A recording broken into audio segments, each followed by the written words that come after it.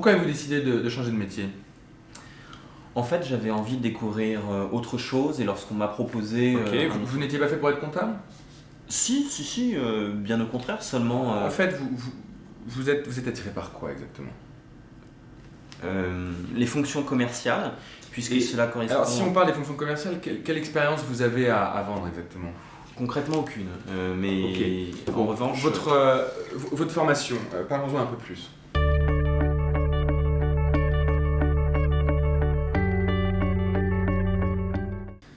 Alors dans une situation comme celle-ci, le recruteur a tout simplement le sentiment d'avoir un comptable qui se cherche en face de lui, qui souhaite changer de métier mais sans trop savoir pourquoi, tout simplement car le candidat n'est pas allé au bout de ses réponses.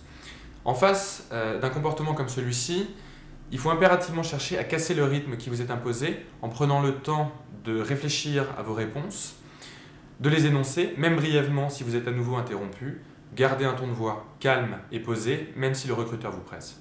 Alors pourquoi avez-vous décidé de changer de métier? J'avais envie de découvrir autre chose, et donc quand l'opportunité s'est présentée... Ça veut dire que vous n'étiez pas forcément fait pour être comptable? Oh, si, j'étais même Alors plutôt... concrètement, vous êtes attiré par quoi en fait? Juste, je vais prendre un petit instant. Je préférais répondre aux questions que vous m'avez posées avant et je reviendrai sur vos dernières questions. Donc, j'étais plutôt un bon comptable et aujourd'hui, je souhaite me tourner vers des fonctions plus commerciales, notamment du fait d'une expérience que j'ai eue avant 2001, une expérience commerciale en tant que commercial sédentaire.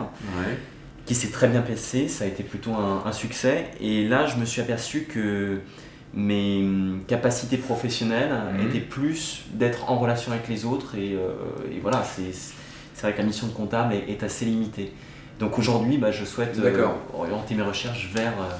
Quelle expérience alors vous avez avant en tant que commercial? Concrètement, pas grand chose en dehors de cette expérience. Ça veut dire que pas grand chose avant en tant que commercial, mais... Je m'excuse de vous interrompre à nouveau, parce que c'est important pour moi.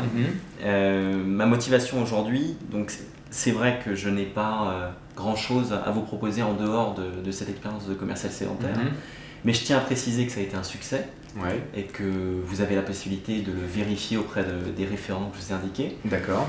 Et d'autre part, aujourd'hui, je recherche une société qui est capable de miser davantage sur mon potentiel commercial que sur des expériences que j'aurais eues.